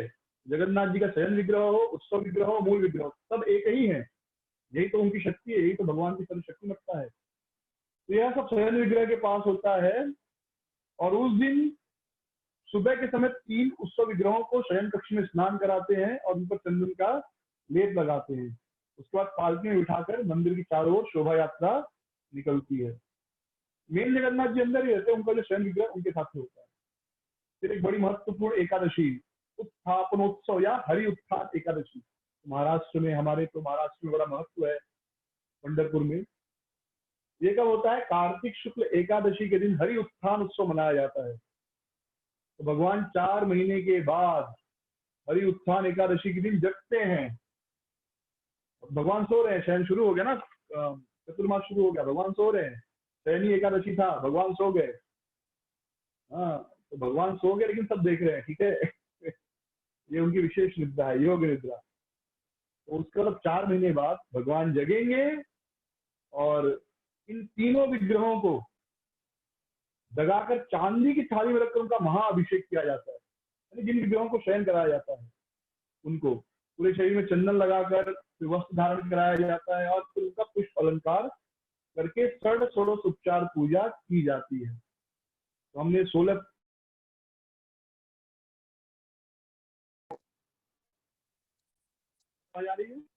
गोवर्धन परिक्रमा के समय जो है हमने गिरिराज जी का षोडश उपचार पूजा का विधि सीखा था। तो उसी प्रकार भगवान का षोडश उपचार पूजा होता है और फिर उनको अच्छे से सजाकर रत्न सिंहासन पर विराजते हैं। इसे कहते हैं हरि उत्थान एकादशी का उत्सव है। और फिर जगन्नाथ मंदिर में दुर्गा पूजा या दशहरा भी मनाया जाता है। तो अश्विन शुक्ल दशमी के दिन जगन्नाथ जी राजवेश धारण करते हैं। यह बहुत स्पेशल फेस्टिवल है पूरे उड़ीसा में। उड़ीसा में तो अधिकतर लोग जगन्नाथ के भक्त हैं, लेकिन फिर भी माँ दुर्गा का आदर करते हैं और हम सबको भी माँ दुर्गा का आदर करना चाहिए। वो भगवान की योग माया है, भगवान की महामाया शक्ति है।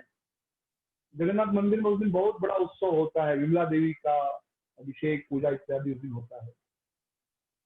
और एक बड़ा अच्छा उत्सव है ओढ़ण षष्ठी या प्रावरण षष्ठी। तो यह जो है मार्ग शीर्ष के शुक्ल पक्ष की 6ठी शरद ऋतु के पहले दिन मनाया जाता है। वास्तव में ठंडी शुरू हो जाती है इस समय, तो श्री विग्रहों को ठंड से बचाने के लिए गर्म कपड़े पहनाए जाते हैं जगन्नाथ बलदेव सुभद्रा को।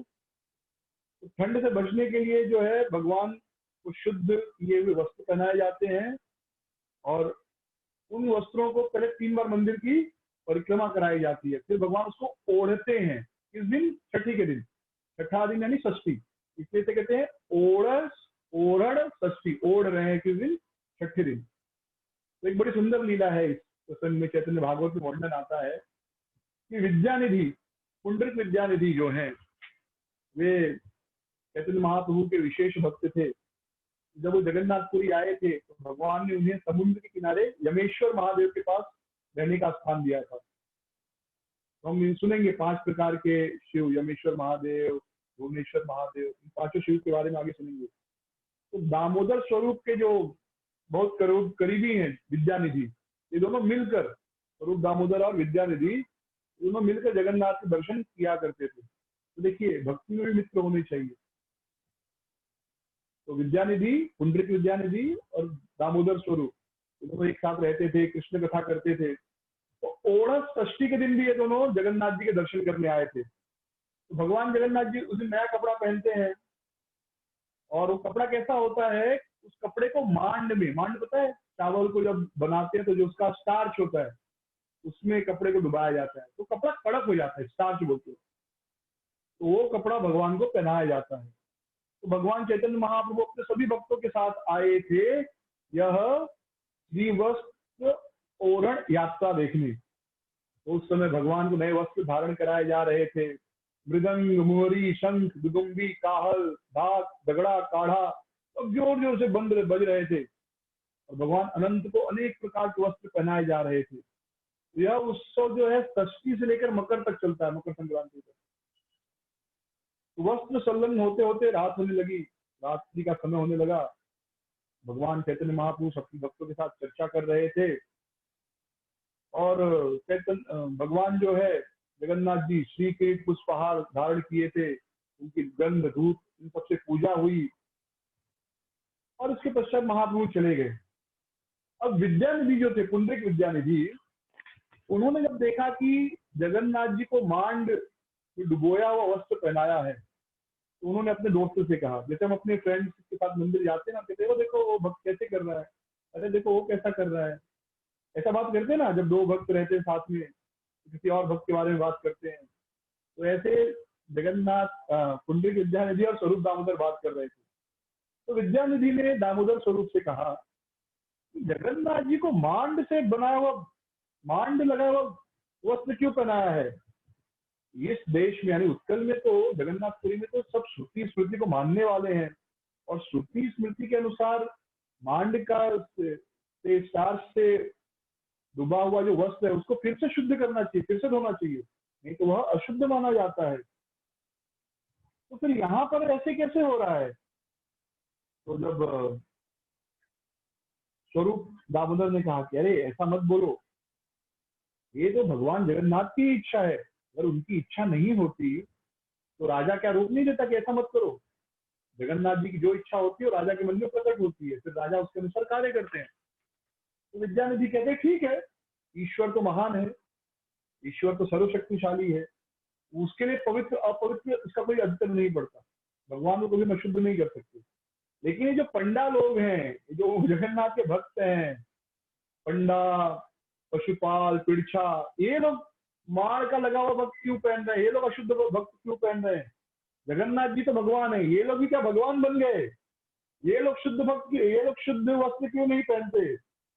हाँ, लगता है जगन्नाथ के साथ ये सब भी भगवान बन गए, ऐसे हंसी मजाक कर रहे थे। हम लोग भी ऐसे करते हैं, हम लोग को याद है अपने मित्रों के ऐसे करते हैं, हाँ वो भी भाई भक्त, अब तो शुद्ध भक्त हो गया वो, ऐसे बातें करते हैं। तो ऐसे विद्यानिधि कहने लगे नीलाचल में रहकर सब लोग ब्रह्म हो गए हैं क्या, ये सब भूल गए। ऐसा हंस रहे थे, हाथ में हाथ डालकर चल रहे थे और जो जगन्नाथ के भक्त हैं पंडा लोग उन पर दोष आरोपण कर रहे थे कि ये लोग गलत कर रहे हैं। तो उनको तो पता नहीं था कि भगवान की जो दास है पंडा लोग कितने महान है, और कृष्ण को ही पता है कि कौन कितना मुझसे प्रेम करता है। तो हम नहीं पता कर सकते कि कौन भक्त कितना प्रेम करता है भगवान को। कोई भक्त हो सकता है कि भगवान के लिए रो रहा हो लेकिन केवल दिखावा कर रहा है, और ऐसा भी हो सकता है कोई भक्त बिल्कुल नहीं रो रहा है, एकदम नॉर्मल है लेकिन हृदय में उसके बहुत प्रेम है। तो भगवान जो है कभी कभी भक्तों के हृदय में संदेह उत्पन्न कर देते हैं और फिर खुद ही संदेह दूर कर देते हैं। तो विद्यानिधि ने इस प्रकार अपराध किया था। तो जब वो रात को सोए तो रात को स्वप्न में क्या देखते हैं, स्वप्न में देखते हैं जगन्नाथ और बलदेव दोनों भाई आए हैं और धड़ाधड़ दोनों भाई दोनों गाल पे जोर जोर से थप्पड़ मार रहे, ये एक इधर, जगन्नाथ इधर से तो बलदेव इधर से। और ये विद्यानिधि कह रहे मत मारो कृष्ण रक्षा करो, क्यों मार रहे हो, क्या गलती कर दिया। लेकिन जगन्नाथ बलदेव सुन क्या, धड़ाधड़ शुरू हो गया तो शुरू हो गया, दोनों गाल एकदम फूल गए। तब बलराम जी और कृष्ण रुके, जगन्नाथ और बलदेव रुके। तब विद्यानिधि कह रहे हैं मेरे स्वामी मैंने क्या अपराध किया है। जगन्नाथ जी कहते हैं तुम बहुत बड़े अपराधी हो, तुम्हारे अपराधों की कोई सीमा नहीं, मेरे भक्तों के ऊपर दोष किया है, तुम बहुत पवित्र कहते हो, मेरे भक्तों ने इतने प्रेम से मुझे नए वस्त्र धारण कराए और तुम कहते हो अशुद्ध है, तुम कहते हो कि ऐसे वस्त्र धारण करने से जाति भंग हो जाएगी। तुमको पता है कि मेरे भक्तों का मेरी कोई जाति नहीं है, तुमको इतना शुद्ध है तो यहाँ क्यों हो, जाओ यहाँ से, जहाँ पे शुद्ध है वहां चले जाओ, ये अशुद्ध जगह क्यों हो? हाँ, यहाँ पर मैं मेरे भक्तों के साथ प्रेम का व्यवहार करता हूँ, यहाँ पर मैं शुद्ध अशुद्ध नहीं देखता, केवल उनका प्रेम देखता हूँ। तुम जाओ यहाँ से, जहाँ पर तुमको शुद्ध मिले चले जाओ, नहीं तो तुम्हारी जाति भंग हो जाएगी। ऐसे भगवान बहुत गुस्से में थे और गाल एकदम लाल लाल हो गए थे। तो विद्यानिधि कहते मुझे क्षमा कर दीजिए, मुझे बहुत क्षमा कर दीजिए, मैं आपसे क्षमा मांगता हूँ। और ये तो बहुत शुभ है कि आपने मुझे मारा, आपके हाथ मेरे गालों को लगे, हाँ मेरे लिए बड़े पुण्य की बात है, मेरे भाग्य की बात है। और इस प्रकार भगवान जगन्नाथ बलदेव अदृश्य हो गए। जब इनकी नींद खुली तो फिर देखते तो गाल दुख रहे हैं, गाल सूजे हुए हैं। आईने में देखे तो गालों में सूजन थी और गालों पर निशान था। तो समझ गए कि सच में जगन्नाथ और बलदाऊ भैया आए हैं और खुद पीते हैं। वो हंसने लगे, लेकिन अरे भगवान छू रहे किसी का हाथ, तब इससे बड़ा भाग्य क्या हो सकता है? भगवान के हाथ अगर गले पे छुए तो इससे बड़ा क्या है? उन्होंने क्या बहुत अच्छा किया, कृष्ण ने बहुत अच्छा किया, अच्छा किया मुझे सजा दी, मुझे तो कम सजा मिली। हाँ, और इस तरह बहुत खुश थे। तो रोज वे और स्वरूप दामोदर, विद्यानिधि और स्वरूप दामोदर दर्शन के लिए जाते थे जगन्नाथ के। लेकिन उस दिन तो वो लेट उठे क्योंकि रात को पिटाई हुई थी। रात में जब नींद टूटती तो सुबह लेट नींद खुलती है, तो रात में पिटाई हुई थी, लेट उठे थे। तो स्वरूप दामोदर आ गए घर पे, बोले क्या हुआ आज ये आया नहीं? तो जब पहुंचे तो देख रहे ये तो सो के उठ रहा है। मैंने कहा अरे क्या हुआ, आप जगन्नाथ दर्शन तो नहीं चलोगे? आज अभी तक सैया पे ही हो, अभी तक सोए ही हो। विद्यानिधि ने कहा भैया यहाँ हो, बैठो, मेरे पास आकर बैठो, मैं बताता हूँ। फिर दामोदर ने देखा दोनों गाल सूजे हुए थे, उंगलियों के निशान थे। तो स्वरूप दामोदर ने कहा अरे किसका निशान है, क्या क्या हुआ तुम्हारे साथ, गाल क्यों सूजे हैं? तो विद्यानिधि हंसते हुए कहने लगे कि वो कल मैंने कहा ना कि यहाँ सब ब्रह्म हो गए हैं, शुद्ध शुद्ध नहीं मान रहे थे, मजाक किया था। तो जगन्नाथ जी बड़े नाराज हो गए, बलराम और जगन्नाथ, कृष्ण बलराम, मेरी खूब पिटाई की, मुझे खूब खूब तमाशा मारा और मेरा शक दूर कर दिया। मुझे शक था कि अशुद्ध है, लेकिन वह सच में परम शुद्ध है। तो दोनों ने बहुत झापड़ मारा है, गाल एकदम लाल है, ऐसे बाहर जाऊंगा तो लोग हंसेंगे, इसलिए मैं दर्शन के लिए आज दर्शन करने आज नहीं आऊंगा। जब दूसरों को बताऊंगा तो वो भी कहेंगे कि अरे ऐसे कैसे तुमने जगन्नाथ के भक्तों के बारे में बोला? क्योंकि जब दाल सुझा हुआ देखेंगे तो पूछेंगे, पूछेंगे तो बताना पड़ेगा कि जगन्नाथ ने मारा। फिर पूछेंगे क्यों मारा, तो बताना पड़ेगा मैं यहाँ के पंडा और दैता जो है उनके बारे में ऐसा बोला, इसलिए बाहर नहीं जाऊंगा। तो ये जब सुने विद्यानिधि, स्वरूप दामोदर जोर जोर से हंसने लगे, विद्यानिधि भी सुनने हंसने लगे। तो इस प्रकार ये जो है सृष्टि की जो लीला हुई, ये उस समय की यह लीला हुई है जगन्नाथपुरी में। इसके पश्चात एक और उत्सव आता है, पुष्प अभिषेक। यह पुष्प अभिषेक जो है भगवान राम से जुड़ा हुआ है। ये बहुत महत्वपूर्ण उत्सव है जगन्नाथपुरी में। यह पौष मास की पूर्णिमा के दिन मनाया जाता है। भगवान राम जब 14 वर्ष के बाद वनवास से वापस आए और फिर उनका राज्याभिषेक हुआ, इस स्मृति में पुष्प अभिषेक मनाते हैं। तो एक रात पहले 108 घड़े, जिसमें 87 घड़े, 87 घड़े जो होते हैं वो पानी से भरे होते हैं और 21 घड़े में घी भरे होते हैं। फिर पुरोहित जो है अधिवास करता है और सुबह जो सारा अनुष्ठान होने के बाद ब्राह्मण अग्नि में आहुति देते हैं और भगवान को नए वस्त्र पहनाए जाते हैं अभिषेक होने के बाद। और फिर जो है भगवान को नए वस्त्र पहनाते हैं और उसके बाद अभिषेक होता है। यानी सुबह भगवान का पूजा हो गया, यज्ञ हो गया, अग्नि में आहुति दी ब्राह्मणों ने, भगवान को नए वस्त्र पहनाए, तो जगन्नाथ जी के सामने एक चांदी का बर्तन रखा जाता है, अभिषेक दर्पण कहते हैं इसको। तो वास्तव में जगन्नाथ जी का जब अभिषेक होता है तो केवल स्नान यात्रा में सीधे सीधे भगवान के ऊपर जल डाला जाता है, सिर्फ जल। लेकिन बाकी समय जब भगवान का अभिषेक होता है जल से, घी से, तो भगवान के ऊपर जो है जल और घी और मधु, हनी, शहद ये सब नहीं डाला जाता। भगवान के सामने एक आईना रखा जाता है, तो भगवान की परछाई उस आईने में आती है और उस आईने के ऊपर अभिषेक होता है। उस आईने के ऊपर सब जल, घी ये सब डाला जाता है।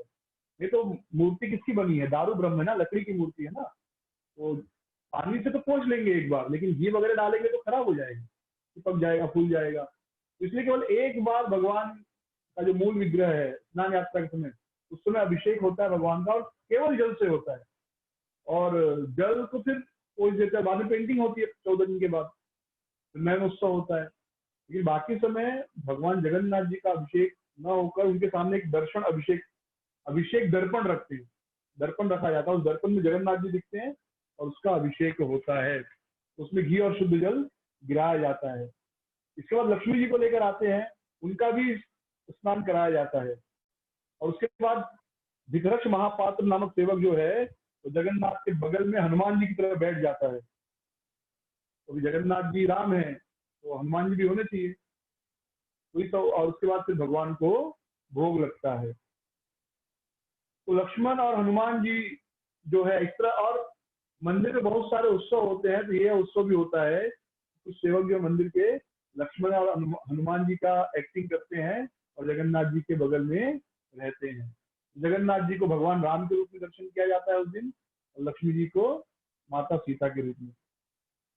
इसके पश्चात डोल यात्रा आती है। डोल यात्रा हम लोग मनाते हैं गौर पूर्णिमा के रूप में, जिस दिन महाप्रभु प्रकट हुए थे, चैतन्य महाप्रभु उसी दिन प्रकट हुए, तो यह होली के दिन होता है। तो डोल यात्रा जो है फाल्गुन मास में पूर्णमासी के दिन मनाई जाती है। तो उस दिन क्या होता है, डोल गोविंद को यानी जगन्नाथ जी को मंदिर से डोल वेदी पर लाया जाता है।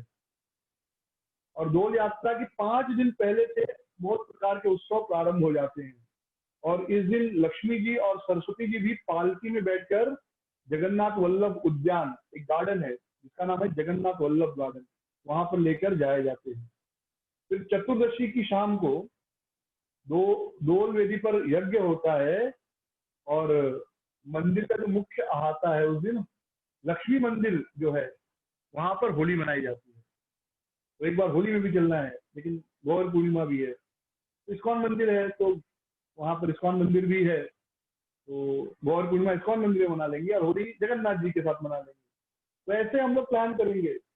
जगन्नाथ जी एक साल रथ यात्रा में गए, एक साल रिटर्न रथ यात्रा में गए, एक बार स्नान उत्सव, एक बार स्नान यात्रा, एक बार जन्माष्टमी, एक बार होली, ऐसे प्लान करना चाहिए। एक ही हर बार रथ यात्रा जा रहे हैं, अच्छी बात है, बट ये सब भी कभी तो देखना है। तो पूर्णिमा के दिन यानी जिस दिन असली उत्सव है पूर्णिमा, उस दिन जो उत्सव विग्रह है जगन्नाथ जी जो उत्सव विग्रह है वो 7 बार मंदिर का परिक्रमा करते हैं, और फिर एक शोभा यात्रा निकलती है जो लक्ष्मी बाजार में जाती है, और फिर वहां पर एक सत्यनारायण जी का मंदिर है, वहां पर यात्रा रुकती है। फिर से वे जो मूर्ति है उत्सव विग्रह वो डोल मंडप के साथ परिक्रमा करते हैं। ये जो डोल मंडप बनाया जाता है इसमें 16 खंबे होने चाहिए। तो श्री मूर्तियां जो हैं ये 7 बार इनकी परिक्रमा करती हैं। इस समय खूब सारे जो है यंत्र बजते हैं, कीर्तन होता है, और मूर्तियों को रंग फेंका जाता है। फगु नाम का लाल रंग, ये केमिकल का बना हुआ नहीं, फगु होता है, इसका एक लाल चूर्ण फेंका जाता है, और फिर मूर्तियों को जो डोल बना है डोल वहां पर विराजमान किया जाता है।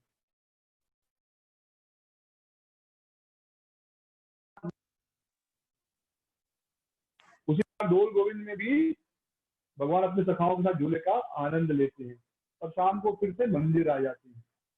तो पूरे भारत में इस दिन होली मनाया जाता है, लेकिन पुरी में इस दिन होली नहीं मनाते। इस दिन खाली भगवान को गुलाल फेंकते हैं जो फूलों से बना होता है, और लोग होली अगले दिन खेलते हैं। तो जगन्नाथपुरी में जब हम जाएंगे तो याद रखिए उस दिन होली नहीं होता, होली अगले दिन होता है। तो आज यही विश्राम लेंगे, और कल रथ यात्रा और 2-3 उत्सव बचे हैं, तो कल उन सब उत्सवों की चर्चा करेंगे। हरे कृष्ण।